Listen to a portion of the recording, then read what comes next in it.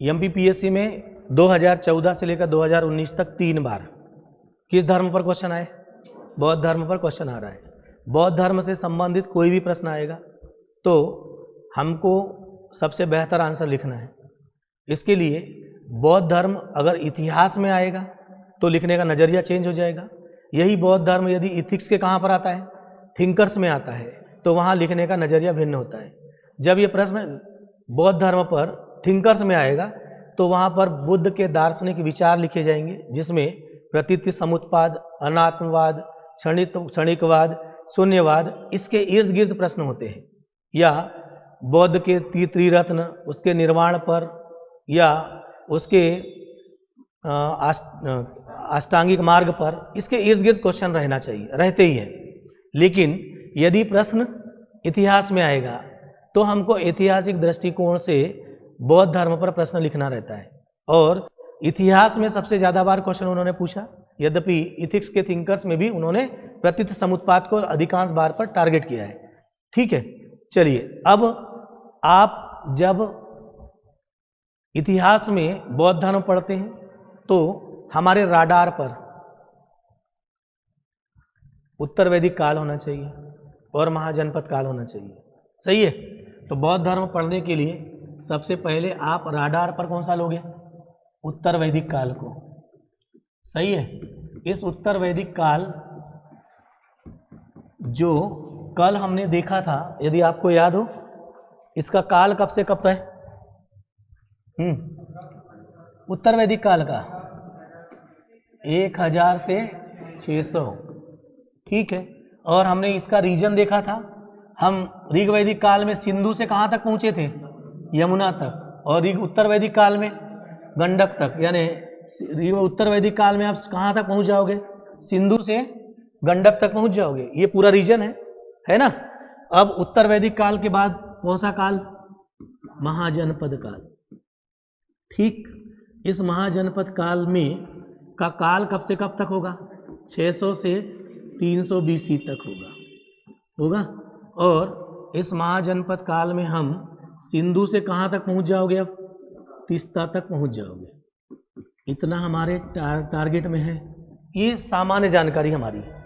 Okay, अब उत्तर वैदिक काल को हमने टारगेट किया और इसी पर महाजनपद काल का महल खड़ा करेंगे।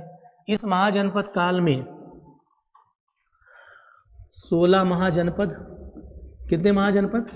16 महाजनपद। और इन 16 महाजनपद में सबसे ज़्यादा कल हम लोग किसका उत्थान किए? मगध का उत्थान किए। और मगध के उत्थान से एक माहौल हमने बनाया था। सही है? यानी मगध के उत्थान से ही माहौल बन जाएगा। उत्तर वैदिक काल में जो धर्म आया उसका नाम कौन सा धर्म है? ब्राह्मण धर्म, है ना? ब्राह्मण धर्म। और इस ब्राह्मण धर्म में सबसे ज़्यादा वेद के 4 उपवेद ना, और 4 उपवेद के अलावा इनका ब्राह्मण, और इनके ब्राह्मण के अलावा अरण्यक। ठीक, ब्राह्मण का अरण्यक भी तो होगा वेद का। सही है? अरण्यक कहाँ लिखे हुए ग्रंथ हैं? जंगल में लिखे गए ग्रंथ होंगे। ठीक है, इनमें जो भी बातें लिखी गई वो फिर अभी हम लोग पढ़ रहे थे पुनर्जागरण, किस पर आधारित लिखी गई है? आस्था पर। ठीक, इसके केंद्र में ब्राह्मण धर्म में कौन होगा? ईश्वर होगा। केंद्र में ईश्वर होगा। और आप यहाँ पर भी कैसा करके चलोगे? मानकर चलोगे। ठीक, ये आस्था पर फोकस है ना? और इस ब्राह्मण धर्म में एक त्रुटि आ चुकी है, वो त्रुटि को ही हमको दूर करना है। सही है? किस धर्म में? ब्राह्मण धर्म में एक बड़ी त्रुटि आई है उत्तर वैदिक काल में, वो है वर्ण व्यवस्था की। आई है ना?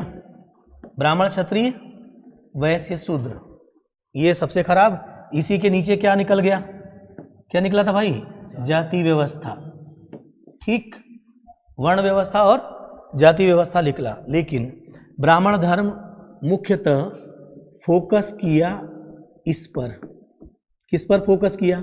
मोक्ष पर फोकस किया था।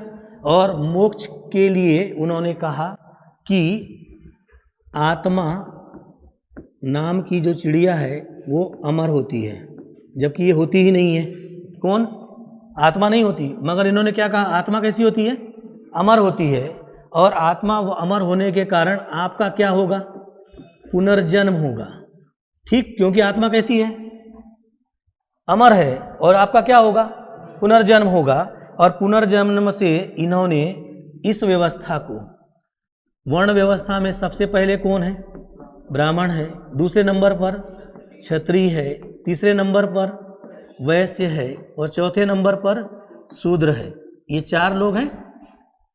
इस ब्राह्मण धर्म में आत्मा की अमरता और पुनर्जन्म के सिद्धांत ने इस शूद्र वर्ग को कहा कि इस बार आपका जन्म गलत जगह हो गया।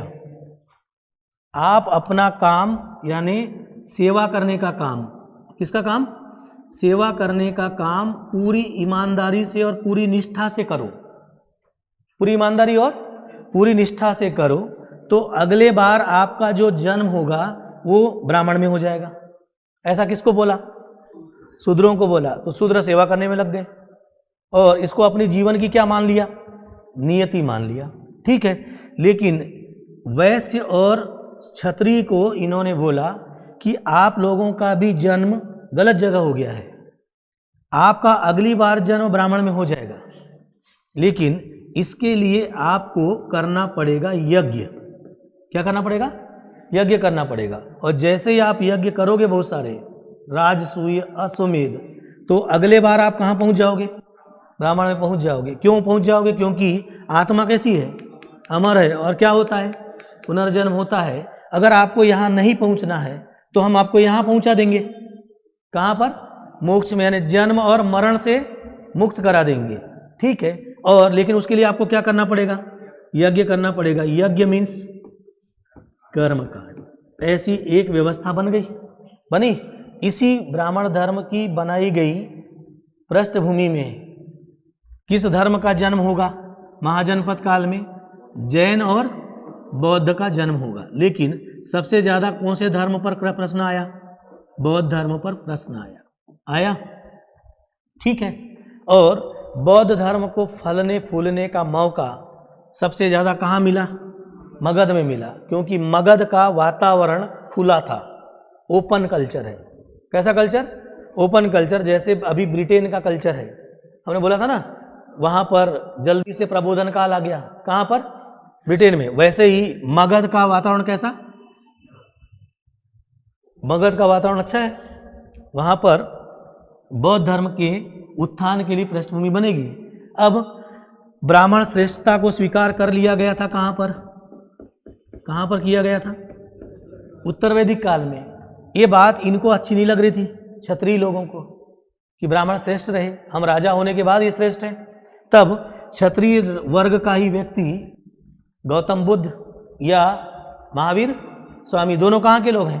क्षत्रिय लोग हैं। घर से बाहर निकल गए और उन्होंने देखा कि आम व्यक्ति का बड़ा शोषण हो रहा है। शोषण किसके द्वारा हो रहा है? इस कर्मकांड के कारण हो रहा है। और इस कर्मकांड के पीछे छिपी हुई चिड़िया कौन है?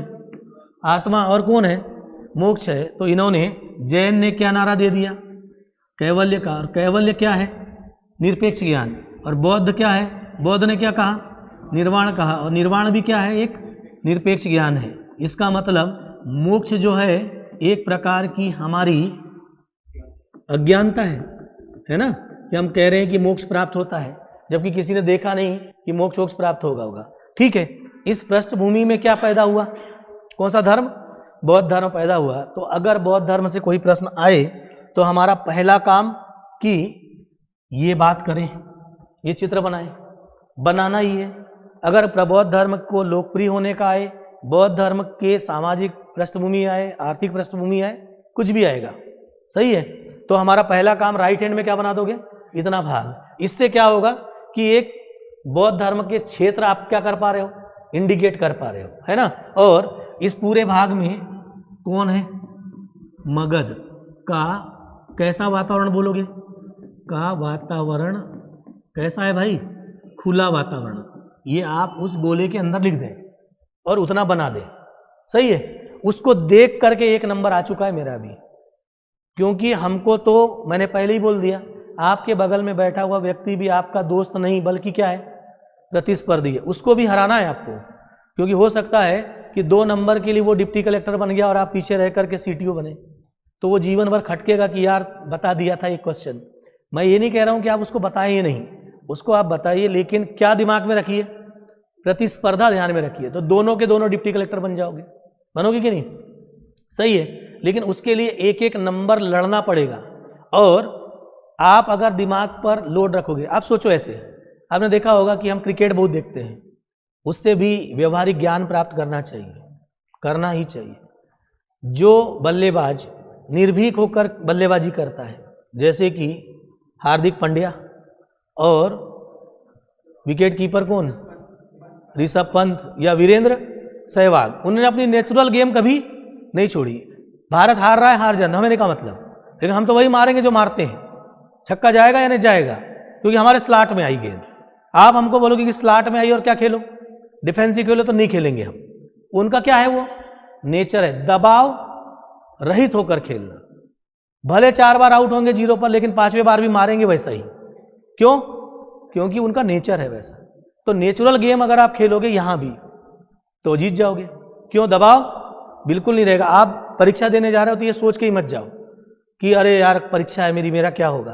अरे भाई, इतने दिन से आपने पढ़ लिया है, पहले से ही अपने दिमाग में क्या बैठाओ, खाका बैठाओ, और लास्ट दिन के लिए दिमाग में रखो कि बस पन्ने पलटना है, मुझे पढ़ना नहीं है। पढ़ा हुआ तो कहाँ है, ब्लड के अंदर है। सेट करना है कि मुझे डालना कहाँ कहाँ क्या है, ये नंबर है, ये मुझे डालना है। एक भाग, यदि बौद्ध धर्म से रिलेटेड कोई भी बात आएगी, कोई भी प्रश्न आएगा, तो मेरे पास में दूसरा जुगाड़ ना, दूसरा जुगाड़ ये है पूरा, ये पूरा का पूरा मेरा क्या है, ये एक प्रकार का जुगाड़ है। इसके विरोध में मैं किसको पैदा करूंगा, बौद्ध धर्म को पैदा करूंगा ना। यानी मेरे पास पहला जुगाड़, हमको तो जुगाड़ ढूंढना है ना, एक ये हो गया। और इसके लिए पृष्ठभूमि कहाँ से बनाओगे, कौन से धर्म से, और ब्राह्मण धर्म से बनाने के लिए आपको शुरुआत कहाँ से करनी पड़ेगी, उत्तर वैदिक काल से आप शुरुआत करेंगे। वो कहेंगे कि ब्राह्मण धर्म था और ब्राह्मण धर्म में इतनी बातें थी, इतनी बातों को आप अपनी भाषा में प्रेजेंट कर दीजिए। इनके कारण एक लाइन में निष्कर्ष निकलेगा कि नीचे वाले वैश्य और शूद्र, इनका शोषण हो रहा था। आपने हमारे देश में भी यही देखा है, और अभी आप क्रांति देख कर आ रहे हो बहुत सारी, क्या हो रहा था वहां पर भी शोषण उन्हीं का हो रहा था ना, हो रहा था कि नहीं। उच्च वर्ग के लोग शोषण कर रहे थे निम्न वर्ग का। बस वहां भी यही हुआ था कि वहां पर कैथोलिक के बनाम प्रोटेस्टेंट आया था, तो निम्न वर्ग से ही आया। और यहां भी क्या हुआ, ब्राह्मण के विरुद्ध में क्या आया, जैन और बौद्ध आए, तो वो भी कहां से आए, नीचे से ही आए ना। मतलब पैरेलल बातें हो रही है। ऐसा आप तुलना करके भी लिख सकते हो, क्योंकि अब आपका ज्ञान क्या होने लगा, विस्तार देने लगा, दिमाग खुलेगा, तो आपका प्रेजेंटेशन अन्यों से बेहतर तब माना जाएगा जब आप इस प्रकार से लिखते हैं। दूसरा, पृष्ठभूमि आपके पास रहती है। तीसरा, आपके पास तुलनात्मक अध्ययन होता है। अगर आपने एक लाइन भी लिख दी कि इसी प्रकार की घटना प्रबोधन काल में या आधुनिक काल में कैथोलिक बनाम प्रोटेस्टेंट के बीच देखी गई थी, कैथोलिक उच्च वर्ग या रूढ़िवादी लोग थे और प्रोटेस्टेंट कहाँ से आया था, यहाँ से आया था, तो उनको लगेगा कि नहीं यार, बच्चे को वो भी पता है, मतलब इसके पास सामान्य ज्ञान नहीं है बल्कि एक व्यापक ज्ञान और विस्तार है। लिखना कम है, सोचना यह है कि किसको लिखोगे तो नंबर आएगा, ये सोचना जरूरी है। चलो, अब हमारे पास बौद्ध धर्म की उदय की कौन सी पृष्ठभूमि है, सामाजिक, आपको मिला है ये वाला। बौद्ध धर्म के उदय की कौन सी पृष्ठभूमि है, 2 मांग लेना है ना, सामाजिक पृष्ठभूमि। सामाजिक पृष्ठभूमि हमने बना दी, अभी बनी है। समाज में क्षत्रिय वर्ग के लोगों ने बौद्ध धर्म की लीडरशिप की और किसका सहयोग ले लिया, वैश्य और शूद्र वर्ग का। सही है, कौन सी पृष्ठभूमि है, सामाजिक पृष्ठभूमि। अब दूसरे नंबर पर कौन सी पृष्ठभूमि पर बात करेंगे, आर्थिक पर बाद में बात कर लेंगे, ठीक है। आर्थिक वाला मुद्दा बाद में सोचते हैं, पहले सामाजिक वाला देखें। देखिए, पहले पैराग्राफ में पूरा का पूरा महाजनपद काल के बारे में बातचीत होगी, देखो अच्छे से, जो हम अभी तक चर्चा कर रहे थे वही है। कौन सा धर्म आया, ब्राह्मण धर्म कैसा था वो भी लिखा हुआ है, रूढ़िवादी कर्मकांडी है, कौन सा धर्म, ब्राह्मण धर्म, और ईश्वर को मानता था, ईश्वरवादी है, आस्तिक था। इनके विरोध में ये नास्तिक और कैसा है, निरीश्वरवादी है। और इन्होंने मध्यम मार्ग बताया था। कौन से धर्म ने? बौद्ध धर्म ने, है ना। तो अब बौद्ध धर्म की बहुत काम की कुछ कुछ बातें जो आपको अनिवार्यतः लिखनी है, ठीक है। एक बात बौद्ध धर्म की जो आपके आंसर में अनिवार्यतः आए, पहला किसका विरोध करोगे आप लोग? ब्राह्मण धर्म का, है ना। और ब्राह्मण धर्म की अभी कौन सी पृष्ठभूमि पर बात कर रहे हैं हम लोग भाई? अभी बौद्ध धर्म के उदय की। ब्रह्म बौद्ध धर्म का उदय क्यों हुआ? उदय के बाद विकास, है ना। उदय के बाद विकास। तो उदय का पहला मुद्दा है ब्राह्मण धर्म का क्या करना? विरोध, है ना। क्यों? क्योंकि समाज के किस वर्ग का? बोलो जल्दी। वैश्य और शूद्र। अभी तो ऐसा भी कह सकते हैं क्षत्रिय ने लीडरशिप की, नेतृत्व, ऐसा ही ना, राजा थे वो लोग, और प्रभाव जमाया उन लोगों ने, और किसको साथ में ले लिया? वैश्य और शूद्र। इन्होंने क्या देखा? वैश्य और शूद्र का क्या हो रहा था? शोषण। ऐसी घटनाक्रम है ना। चलो ये तो आपका एक पार्ट हो गया, लेकिन आपको बौद्ध धर्म किन किन सिद्धांतों पर चला उसको लिखना है। बौद्ध धर्म ब्राह्मण धर्म का बिल्कुल उल्टा होगा। किसका उल्टा? ब्राह्मण धर्म। तो मैं ब्राह्मण धर्म इधर लिख दे रहा हूं ताकि उसके साथ आपको पृष्ठभूमि बनाने में आसानी होगी, ठीक है। ब्राह्मण धर्म ने बल दिया था किस पर? आस्था पर। आस्था पर बल देने के बाद ईश्वर पर बल दिया, यानी ईश्वरवादी, ठीक है। और वेदों पर बल दिया, कैसा था? नास्तिक, है ना। नास्तिक है। ईश्वर को मानने वाले को ईश्वरवादी बोलते हैं, और जो ईश्वर को नहीं मानता उसको क्या, वेदों को नहीं मानता उसको क्या बोलते हैं? नास्तिक बोलते हैं। वो आपकी साधारण भाषा में है। दर्शन की भाषा में जो वेदों पर विश्वास नहीं करता उसको क्या बोलते हैं? नास्तिक बोलते हैं। जो ईश्वर पर विश्वास नहीं करता उसको निरीश्वरवादी बोलते हैं। क्या बोलते हैं? निरीश्वरवादी। ब्राह्मण धर्म के विरोध में कौन सा धर्म आया? जैन धर्म। सॉरी, अभी कौन से धर्म की बात कर रहे हो? बौद्ध धर्म। तो बौद्ध धर्म से रिलेटेड बहुत सारी बातें आपको फोकस करना है, ठीक है। आस्था की जगह किस पर बल देंगे? तर्क। ईश्वरवाद की जगह निरीश्वरवादी, है ना। ईश्वर की वादी की जगह निरीश्वरवादी। नास्तिक, सॉरी यहाँ आस्तिक लिखना था, यहाँ पर कैसा है ये? आस्तिक। आस्तिक की जगह नास्तिक, ठीक। इनका मूल लक्ष्य क्या था? जीवन का मुख्य लक्ष्य मोक्ष। इनके लिए जीवन का मुख्य लक्ष्य निर्वाण, है ना। मोक्ष प्राप्ति के लिए क्या करोगे? कर्मकांड। ऐसे ही बोला ना इन्होंने, क्या करना पड़ेगा? कर्मकांड। इन्होंने कहा निर्माण के लिए कैसा मार्ग अपनाओ? मध्यम मार्ग, है ना। कैसा मार्ग? मध्यम मार्ग अपनाओ। और अष्टांगिक मार्ग की बात कही। कौन सा मार्ग? अष्टांगिक मार्ग। अब देखो, ब्राह्मण धर्म मोक्ष के लिए कर्मकांड पर बल देता है, बौद्ध धर्म निर्वाण के लिए मध्यम मार्गी बोलता है। न तो ज़्यादा अति करना है, न तो अति, और न ज़्यादा भोग। बीच का कैसा रास्ता अपनाओ? बीच का रास्ता। ये उसकी सबसे बड़ी पहचान बन गई। जब किसी आदमी को बोले कि न तो कठोर साधना करना है, अति का मतलब है कठोर साधना। जैसे आपने देखा होगा जैन धर्म में क्या होती है? कठोर साधना, इसलिए उसको बहुत ज़्यादा लोग नहीं अपनाएंगे। और मध्यम मार्ग है कि कठोर साधना भी नहीं, न अति भोग विलास। इनके बीच का रास्ता कौन बताया? कौन सा धर्म बताया? बौद्ध धर्म बताया। यानी बौद्ध धर्म कौन से पर चलने बोला? मध्यम मार्ग पर। अगर आपको मध्यम मार्ग पर चलने बोलेंगे तो आप आसानी से चल लोगे, लेकिन किसी को बोले कि बहुत कठोर साधना करना है तो वो नहीं कर पाएगा, बिल्कुल नहीं कर पाएगा, है ना। तो ये न तो अति भोग विलास की बात करता है और न ही कठोर साधना की, बल्कि कैसा मार्ग बोलता है? मध्यम मार्ग। ये सबसे बड़ी पहचान बनी किसकी? बौद्ध धर्म की।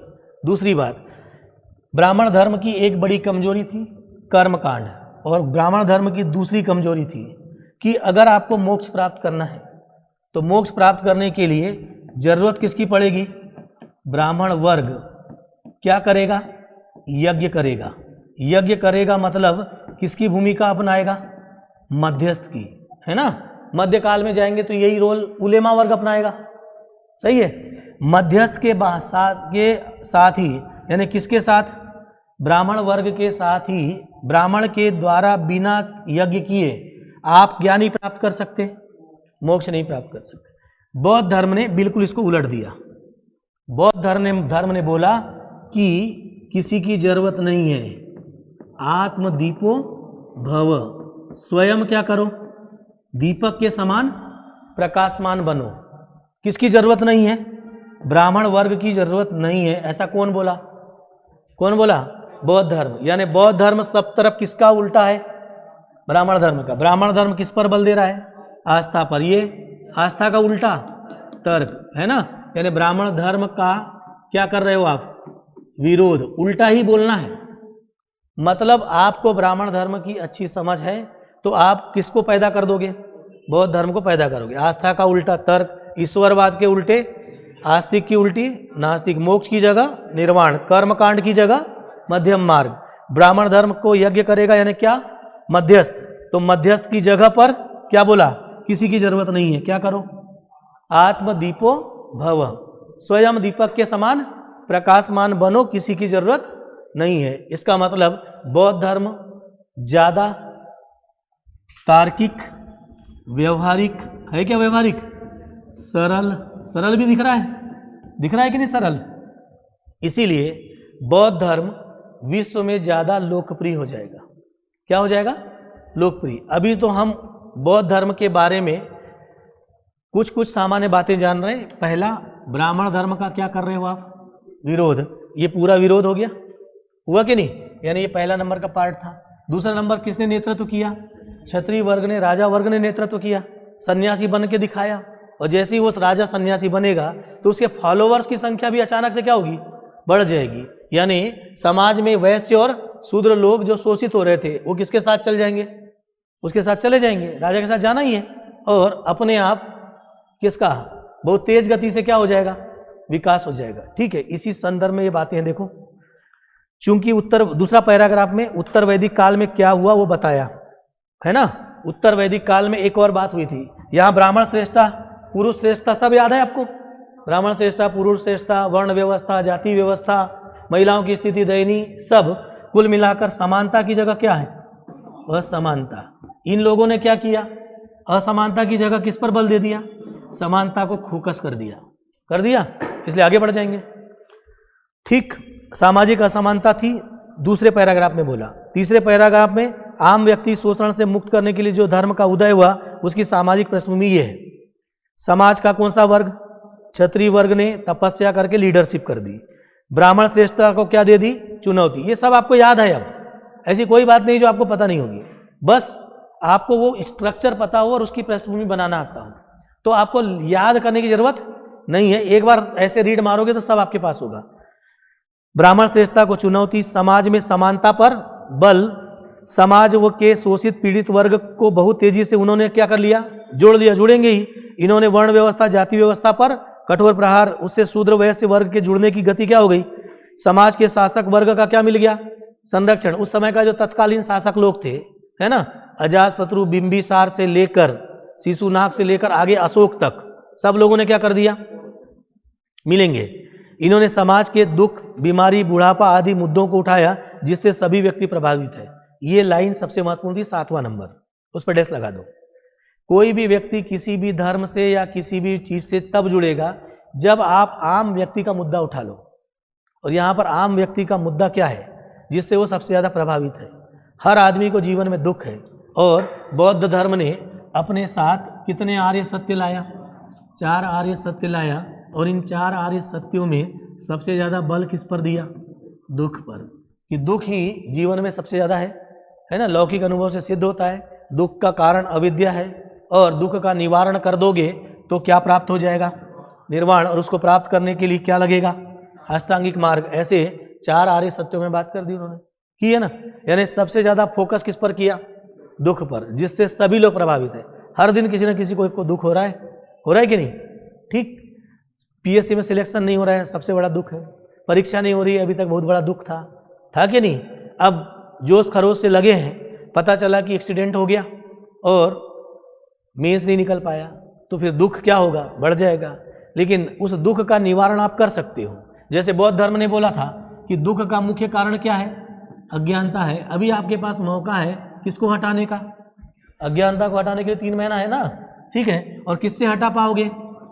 अरे भाई निरपेक्ष ज्ञान से हटा पाओगे। अभी बुद्ध बनो ना, किससे? कौन सा ज्ञान प्राप्त करना पड़ेगा? निरपेक्ष ज्ञान प्राप्त करना पड़ेगा। इसी निरपेक्ष ज्ञान को ही क्या बोलेंगे हम? निर्वाण कहेंगे ना, सही है। मतलब आपको यदि इस पीएससी के जन्म मरण से मुक्ति चाहिए, द्वादश निदान चक्र से, किससे? द्वादश निदान चक्र से, तो क्या प्राप्त करना पड़ेगा? निरपेक्ष ज्ञान। यानी इसी बार आपको क्या बनना पड़ेगा? ऋषि बनना पड़ेगा, तभी जन्म मरण से मुक्ति होगी पीएससी के। नहीं तो फिर वो कीड़ा काटता ही रहेगा हर बार कि नहीं यार एक बार और देते, होगा कि नहीं? इसीलिए अभी अपने पास कितने महीने हैं? 3 महीने हैं तपस्या करने की। जितनी कर सकते हो कर लो। अभी सब कुछ आपके हाथ में है, कोई ऐसी चीज नहीं है जो आपके हाथ में ना हो। लेकिन ये मौका गवा दिया अगर, तो समझ लेना कि अगले बार चौका नहीं लगने वाला है, क्योंकि विकेट गिर जाएगा। विकेट गिरने के बाद किसको मौका देते हैं? अगला बल्लेबाज आएगा ना भाई, आपको क्यों मौका मिलेगा? क्योंकि आपका तो विकेट गिर चुका है।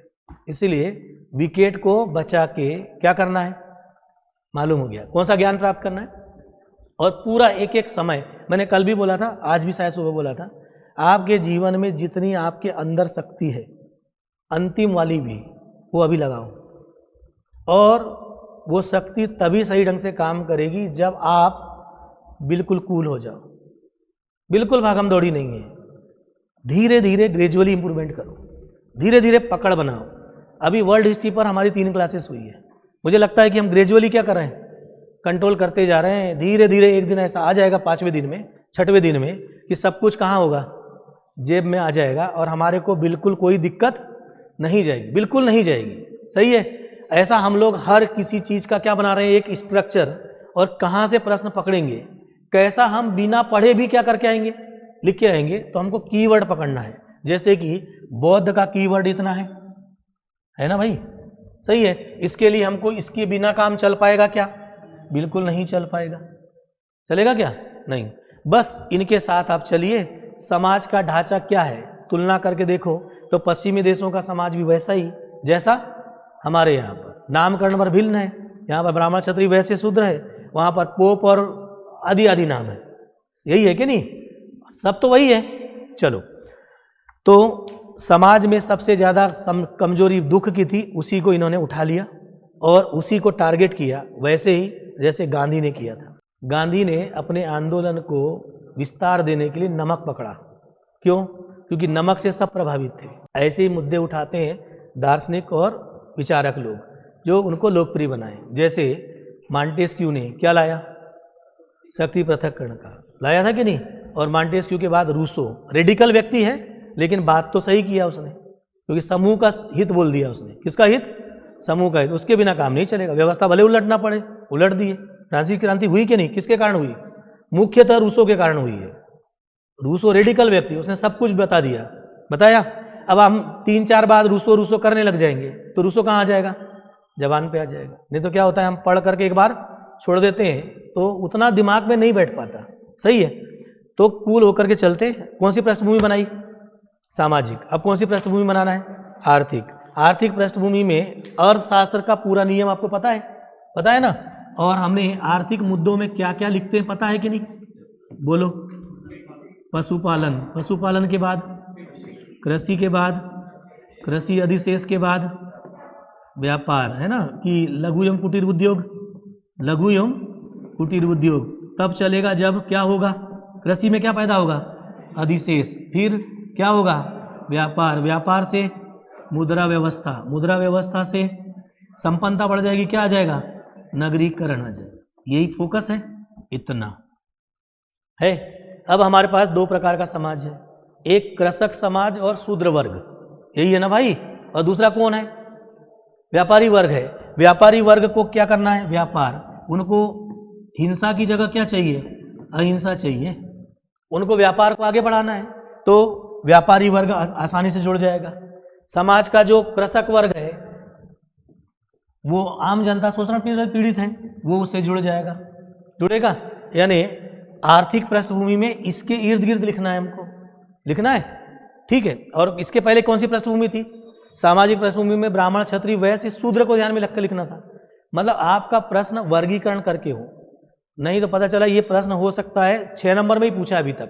कितने नंबर में? 6 नंबर में। देखो आर्थिक पृष्ठभूमि, महाजनपद काल था, गंगा और गंडक का दोआब था, सही है क्या? अरे हमने देखा था ना भाई अभी तो, ये दोआब है। कैसा क्षेत्र है? कृषि विकसित होगी, उन्नत कृषि अधिशेष, फिर सब जुड़ गया। वहीं पर कहानी है, देखो पहले पैराग्राफ में आपकी यही वाली कहानी है महाजनपद काल में उन्नत कृषि से कृषि अधिशेष, लघु कुटीर उद्योग आदि आदि, पूरा जितना लिखा था वो एक पैराग्राफ में आ गया। अब आप सोचो, आपके पास लिखने के लिए कंटेंट कम नहीं है, अरे वही कंटेंट को तो क्या करते हो आप लोग? यूटिलाइज करते हो, जो आपने पहले स्ट्रक्चर बनाया था ना, राजनीति में क्या लिखते हैं, सामाजिक में क्या लिखते हैं, आर्थिक में क्या लिखते हैं और सांस्कृतिक में क्या लिखते हैं, वो जबान पर चाहिए, है ना। सांस्कृतिक में धर्म, भाषा, लिपि, साहित्य, स्थापत्य, कला में संगीत, नृत्य है, मूर्ति कला की शैली और मंदिर निर्माण की शैली, सही है। वही पूरा का पूरा पार्ट होता है। फिर रहन सहन, खान पान, वेशभूषा, रीति रिवाज आदि। कौन सा पार्ट? सामाजिक नहीं, सांस्कृतिक का। ऐसा सब रटा हुआ चाहिए। सामाजिक का क्या क्या था? फटाफट। परिवार बनाने के लिए विवाह के बाद समाज में 4 पुरुषार्थ, वर्ण व्यवस्था, आश्रम व्यवस्था, जाति व्यवस्था, ये सब ढांचा है। फिर महिलाओं की स्थिति, फिर शूद्रों की स्थिति, फिर मनोरंजन के साधन, खत्म। इतने पर तो बात ही करना है। मतलब आप सोचिए कि ये सब आपके कहाँ चाहिए? जबान पर चाहिए, ठीक है। वो बस कट करके क्या करना है? पेश। इतना मतलब है कि यही शब्द तो लिख के आना है। अभी आप क्या कर रहे हो? पहला पैराग्राफ यही कर रहे हो। अगले नंबर पे, कृषि के उत्पादन को बढ़ाने के लिए समाज के सभी वर्गों को, जैसा राजा द्वारा भी कृषि की गई, उसको क्या बोलते थे? सीता भूमि, है ना। और यहाँ तक कि शूद्र वर्ग के लोगों द्वारा भी कृषि में क्या दिया गया? योगदान, जबकि वो अभी तक केवल क्या कर रहे थे? सेवा। बौद्ध धर्म के द्वारा दिए गए अहिंसा एवं मध्यम मार्ग के सिद्धांत से समाज का कौन सा वर्ग जुड़ जाएगा? वैश्य वर्ग, है ना। वैश्य मीन्स व्यापारी वर्ग ने अपनाकर व्यापार में क्या कर ली? उन्नति कर ली। और शांतिपूर्ण माहौल चाहिए उसको। और अंतिम में आपके पास वो कीवर्ड था, कौन? आत्मदीपो भव। यहाँ मध्यस्थ की जरूरत है क्या आपको? बिल्कुल नहीं है। उसने सबसे बड़ा रोल प्ले कर दिया। 2 बात तो आपको लिखना ही लिखना है भाई, है ना। कितनी बातें? 2 बातें आपको लिखना ही है। हाँ, ये इसको बौद्ध धर्म के साथ छोड़ना नहीं है। किसको? मध्यम मार्ग। इन सभी बातों को एक एक कामा लगा के लिख देंगे, लिखेंगे। लेकिन एक मध्यम मार्ग और दूसरा उसका क्या? आत्मदीपो भव। ये आपका टारगेट है। और तीसरा नंबर आपका एक मुख्य कारण कौन सा उठाया था उन्होंने? 4 आर्य सत्य में मुख्यतः दुख को उठाया। इनको लिखना है बस, यानी मेरे पास लिखने के लिए मटेरियल कहाँ है? तो ये पहले से तय है, सही है। चलो, तो आत्मदीपो भव की संकल्पना के तहत समाज के प्रत्येक व्यक्ति ने अपनी क्षमता के अनुसार क्या किया? कार्य का विभाजन कर लिया, जिससे इसका सामाजिक आधार बहुत क्या हो गया? विस्तार हो गया। निष्कर्षतः बौद्ध धर्म बहुत कम समय में विश्व के अन्य धर्मों की तुलना में तेज गति से प्रसारित होकर अंतिम में क्या बन गया? वैश्विक धर्म बन गया। आगे चलकर कनिष्क आएगा। कौन आएगा? कनिष्क आएगा यहाँ पर, है ना। और वो मध्य एशिया में, और उधर फिर चीन में, और फिर दक्षिण पूर्वी एशिया तक फैला देगा। कौन? कनिष्क फैलाएगा। यानी जल्दी से कौन सा धर्म बन गया? विश्व धर्म। कौन? बौद्ध। क्योंकि उसके विश्व धर्म बनने में 2 चीजों का बड़ा रोल था। पहला, उसका मध्यम मार्ग होना, अतिवादी था नहीं तो लोग जुड़ गए। और दूसरा, उसका आत्मदीप होना। क्या होना? ये सबको मोटिवेट कर रहा था कि नहीं? तो आसानी से लोग क्या होते चले गए? जुड़ते चले गए। और अंत में क्या बन गया? विश्व धर्म। विश्व में बहुत सारे देशों में आज भी कौन सा धर्म है? बौद्ध धर्म है। चलो, अब है बौद्ध धर्म का सामाजिक क्षेत्र में योगदान। प्रश्न वैसा ही था, बस उसी को थोड़ा बदल दिए हैं। सामाजिक क्षेत्र में योगदान यानी एक लाइन में बोलूंगा तो वैश्य और शूद्र वर्ग का शोषण कम कर दिया इसने। ये मुख्य योगदान कहेंगे ना। अब पॉइंटों में बहुत सारी बातें होगी, इसी के इर्द गिर्द है। पहले पैराग्राफ में बौद्ध धर्म का सब कुछ लिखा, देखो अच्छे से। गौतम बुद्ध द्वारा महाजनपद काल में ब्राह्मण धर्म के विरोध में नास्तिक, निरीश्वरवादी, मध्यम मार्गी बौद्ध धर्म की स्थापना की, जिसका सामाजिक क्षेत्र में योगदान ये है। वर्ण व्यवस्था खत्म, ब्राह्मण श्रेष्ठता चुनौती, सामाजिक समानता, जाति व्यवस्था, छुआछूत, बौद्ध संघ में शूद्र वर्ण का प्रवेश, संघ की में महिला प्रवेश, अहिंसा का सिद्धांत, पाली ग्रंथ में निम्न वर्ग के उत्थान के बाद समाज में आस्था के स्थान पर किसको बल दिया, ये सब आपको पता है कि नहीं? कोई ऐसी बात नहीं थी, बस पृष्ठभूमि कहाँ से बन रही थी, यहाँ से बन रही थी। इसका विरोध करके यहाँ पर ये ला दिया, लाया, ये बहुत सरल था। अगला बढ़ जाए जल्दी से। बौद्ध धर्म के लोकप्रिय होने के कारण ये प्रश्न भी पूछे जाने की संभावना है, और जब आपका पीएससी में सिलेक्शन ना हो और आपको नेता बनना हो तो इसको पढ़ लेना, नेता बन जाओगे। ये नेता बनने का उपाय है। मैं आपको नेता नहीं बनाना चाहता, लेकिन मैं आपको विकल्प बता दे रहा हूँ, सही है? इसलिए बता रहा हूँ कि आपके दिमाग में वो नेता वाली बात रहेगी तो ये बातें बड़ी जल्दी समझ में आएगी। बताने के पीछे तर्क ये है मेरा। पहली बात, 3-4 बड़ी बातें हैं जो सामान्यतः मुझे पहले से पता है, जो मुझे इस धर्म को लोकप्रिय बनाएगी। पहला कि रूढ़िवादी कठोर नहीं है, मध्यम मार्गी है, कोई भी रास्ते पे चल लेगा, लोकप्रिय हो गया। आत्मदीपो भव बोला, लोकप्रिय हो गया, होगा कि नहीं? क्योंकि सबको बोला तुम खुद भी बढ़ सकते हो। दुख जैसे ऐसे मुद्दे को उठाया जो आम आदमी से जुड़ा हुआ है, लोकप्रिय हो गया। कितने हो गए अपने पास? पहले से जुगाड़ है, कितने के? 3 के। अब बाकी देख लेते हैं। पहले नंबर पर वही परिचय है, देखो अच्छे से कैसे लिखना है, मालूम हो गया? अरे लिखना है ना, यही बातें लिखेंगे। अब लोकप्रिय करो। इन्होंने उन मुद्दों को उठाया जो आम व्यक्ति से जुड़ा, जैसे कि दुख। आगे बढ़ जाओ। किसकी भाषा में बात करना पड़ेगा? आम जन की भाषा में बात करना पड़ेगा। इन्होंने आम जन की भाषा किसको पकड़ा? प्राकृत और पाली को। लोकप्रिय हो गए। आगे बढ़ो।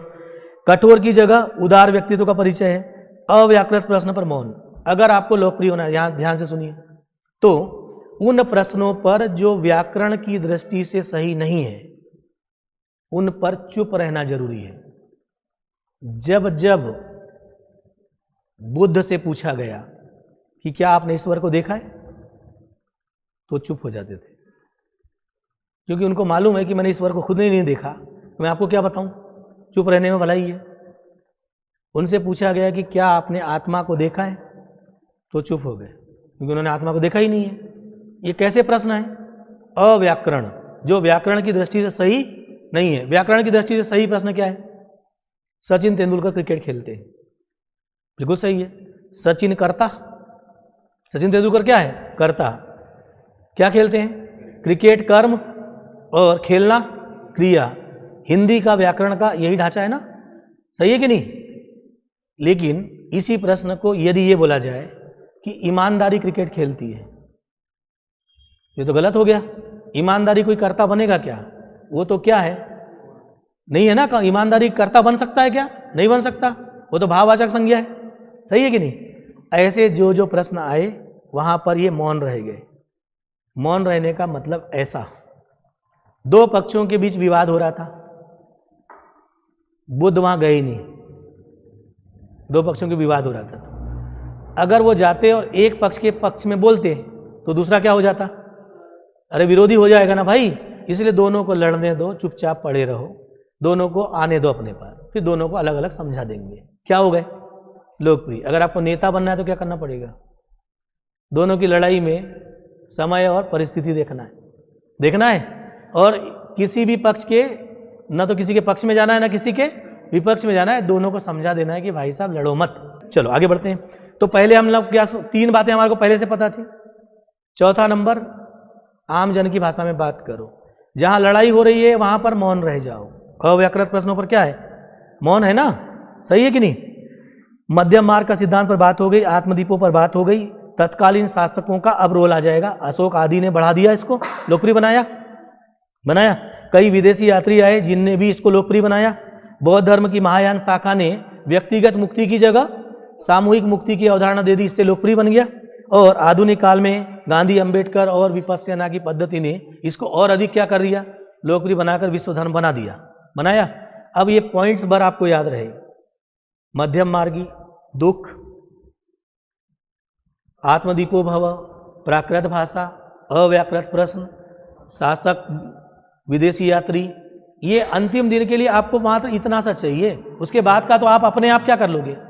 इलाबरेट कर लोगे। मतलब आपका पूरा सिनॉप्सिस एक लाइन का है, बौद्ध धर्म के लोकप्रिय होने के कारण, और कितने लाइन में लिख दो, एक लाइन में आपका सिनॉप्सिस तैयार है, यदि आपके पास अध्ययन उतना स्तर का है। क्योंकि अंतिम में क्या होता है कि हमको लास्ट मूवमेंट पर ये कीवर्ड देखना होता है, कीवर्ड देखना है ना, तो मैं पूरी कहानी नहीं देखूंगा भाई, इतना टाइम मेरे पास बिल्कुल नहीं है, मुझे कीवर्ड चाहिए, उसके बाद मुझे अंदर का तो पहले से पता है, और लास्ट दिन क्या होता है, समय बिल्कुल कम रहता है, तो हम जल्दी जल्दी क्या कर लेंगे, पलट लेंगे। सही है, चलो। तो बौद्ध धर्म के बारे में बहुत सारी बातें हुई है, और बौद्ध धर्म में एक तो सबसे अच्छा क्या है कि वो मध्यम मार्गी है। इसी मध्यम मार्ग को आज सारे प्रशासनिक अधिकारी अपनाते हैं, ठीक है, और अपने आप को बुद्धिस्ट कहते हैं, ठीक। वो अगर आपको प्रशासन में जाना है तो बौद्ध धर्म अपनाना ही पड़ेगा, आपको मध्यम मार्गी रास्ता लेकर चलना ही पड़ेगा। आपके कई लोग विरोधी आएंगे, कई पक्ष वाले भी आएंगे, दोनों का पक्ष नहीं लेना है, कहाँ चलना है, बीच से निकलना है। इसीलिए प्रशासनिक दृष्टिकोण से महत्वपूर्ण होने के कारण बौद्ध धर्म सबसे ज़्यादा बार पूछा जाता है।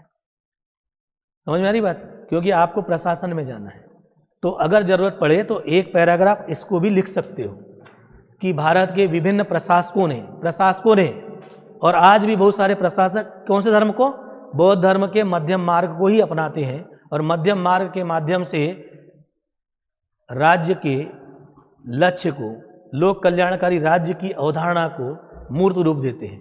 ये वाली लाइन आपको लिखना चाहिए, ये लाइन में भी एक नंबर है, समझ रहे हैं ना, ठीक है। लेकिन उसमें नहीं लिखिए, आप पैराग्राफ नीचे है खाली, उसमें लिख दीजिएगा, लोक कल्याणकारी राज्य को मूर्त रूप कौन देगा, प्रशासक देगा, तो इसी से देगा, और ये उसमें आप शामिल कर दीजिए, ठीक है। चलिए, जहां जहां पर प्रश्न बनेगा उस एरिया पर हमारी कंट्रोलिंग चाहिए ना, ठीक है।